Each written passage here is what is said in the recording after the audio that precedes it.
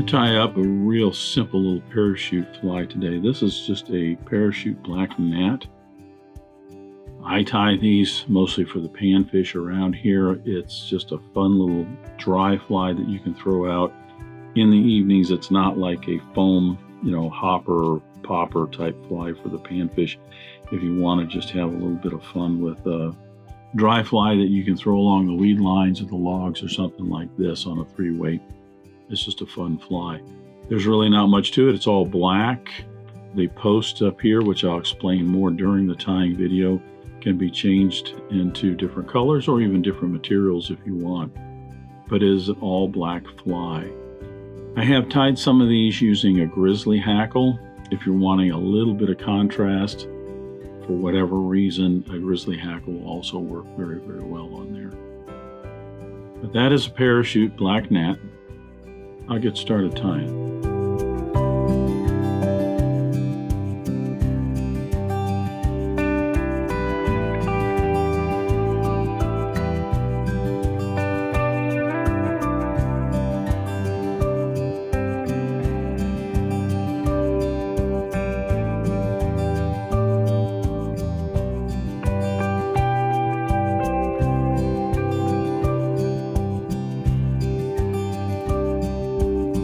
I'll start the Parachute Black Gnat by placing my hook in the vise.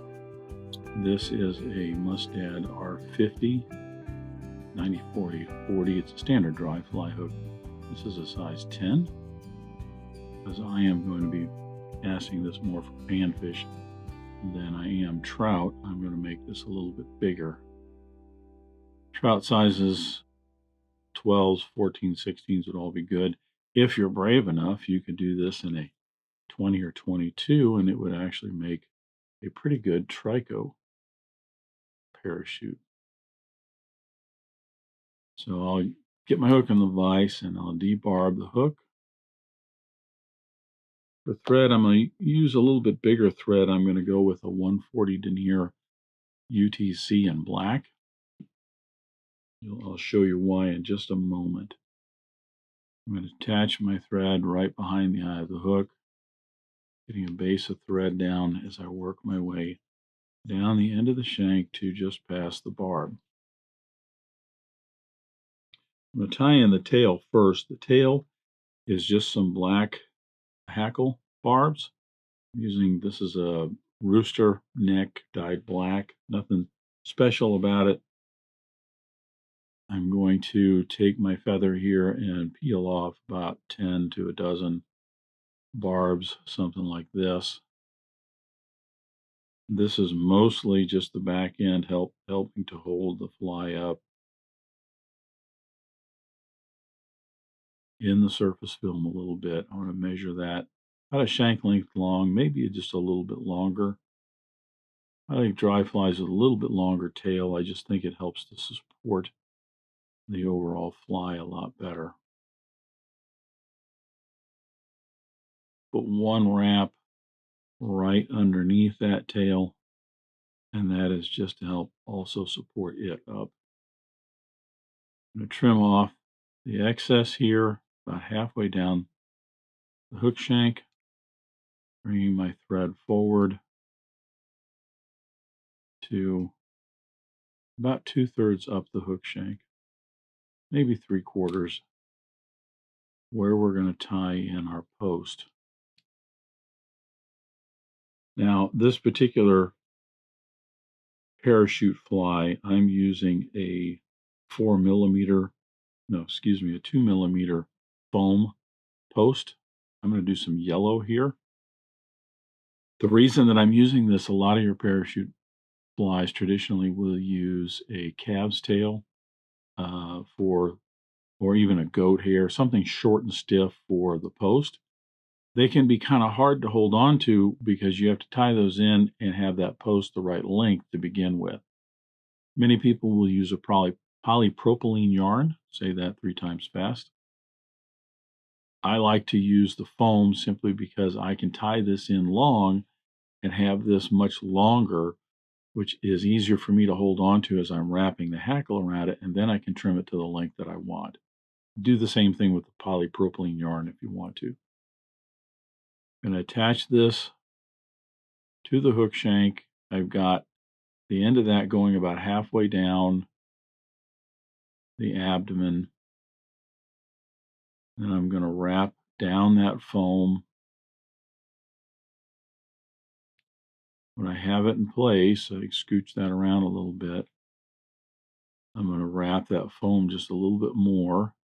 Not too concerned about that because it's going to get covered up with dubbing. And then I'm going to bring my thread forward.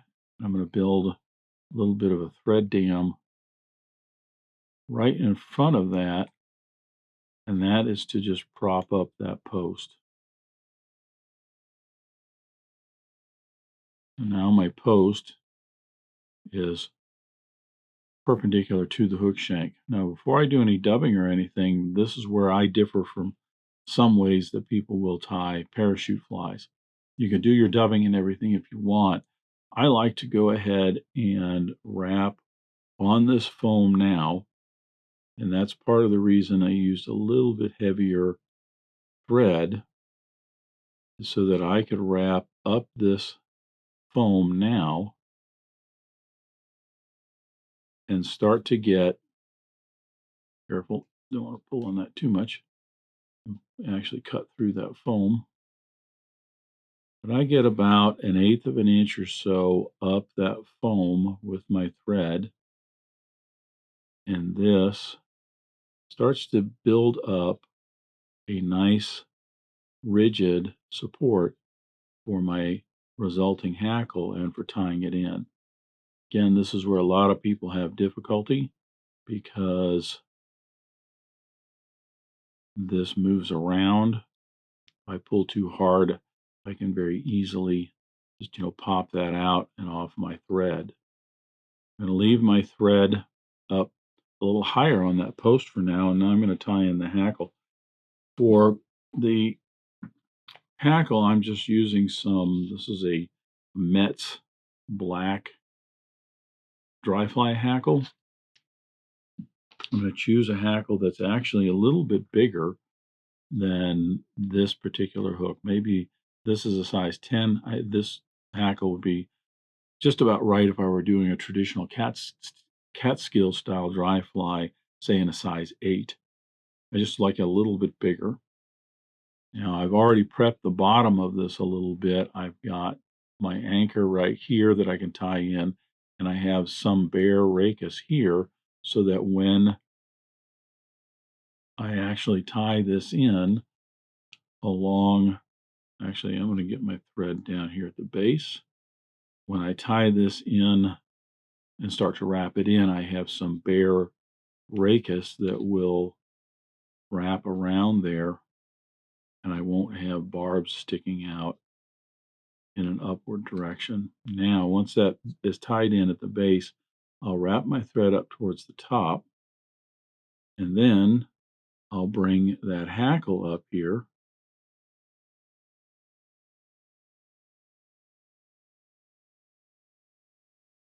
And now I'll wrap that hackle against that post that I already have. And then I wrap in a downward direction.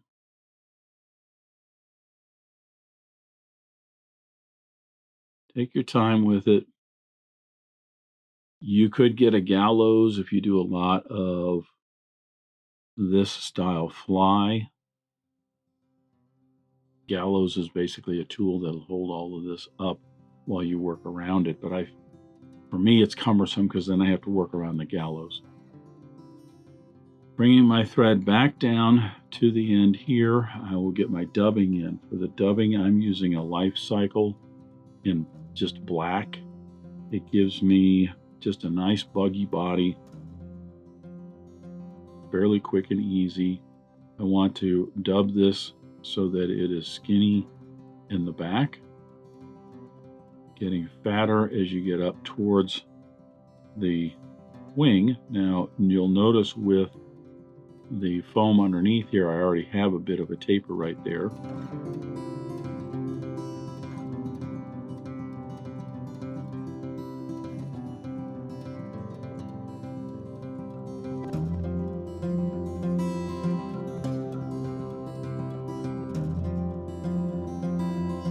build that up a little bit right around the base.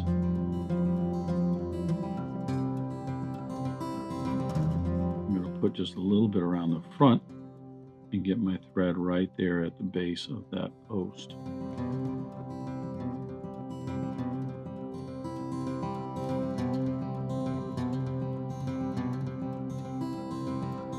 Different ways you can do these flies. Some people will actually do a whip finish on the post, which is what I'm going to do on this.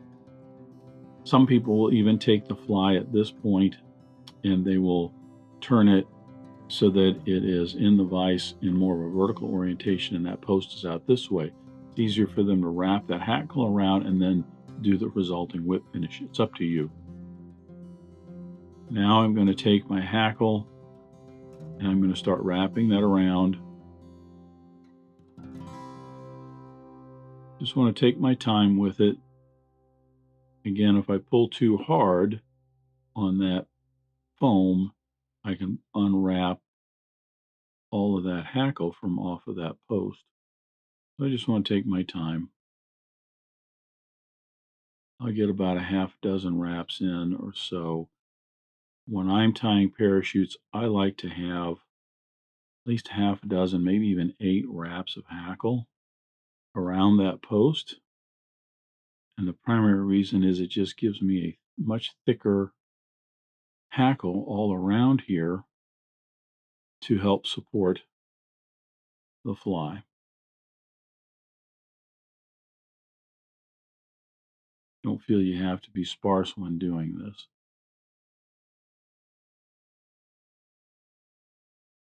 My thread is just right up underneath, so I'm just going to run this right around the very base there, lashing in the rest of that dry fly hackle.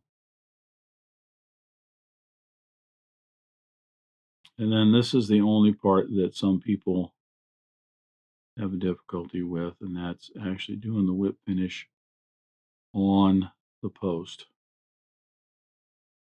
I'm brushing the hackles upward so that they are more out of the way. Get my thread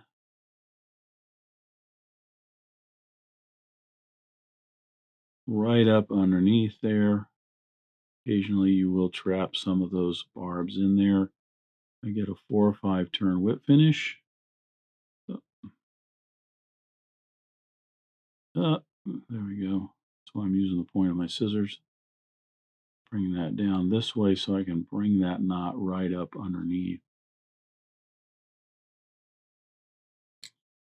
As I said, sometimes you'll get some of these barbs trapped pointing downwards. You can trim those out if you want. I find that it really doesn't affect the fly any, especially if you're going to be casting this for any panfish. But that would be up to you. Now then, the last step is going to be to trim the post here.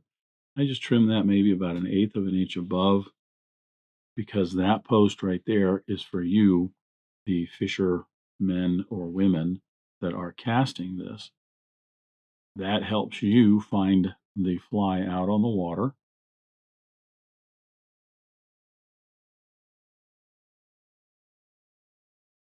You can do this with different colors.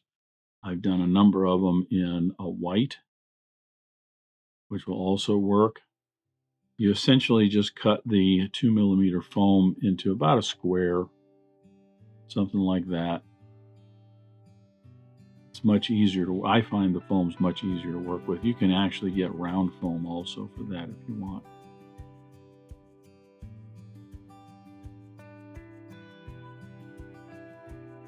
With a little bit of practice, you can get these parachutes in pretty well. Like I said, I like to have a little bit thicker along here. The whole point is that the parachute flies are more of like a spinner fall, possibly an emerger, because this part of the fly right here is all going to be under the water. The tail here, as well as these hackles here, are going to support that in the surface film. So part of the fly is actually under the surface of the water. So it looks like it's either emerging or drowning, something like that. But the parachute hackle here helps to support that very, very well in the surface film of the water. So that is a quick parachute black gnat. Thank you for watching today. Thanks for joining me at Devise today. I hope you learned at least a new pattern, if not a new technique, maybe a tip or trick here and there.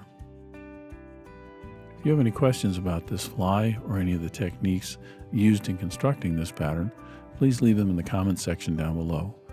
If you go to the trouble to ask a question, I'll go to the trouble to answer it. If you'd like to help dressed irons, please share this video with your friends and anybody you think that might enjoy this pattern. Until next time, remember, it's fly tying. If you're not having fun, then you're doing it wrong.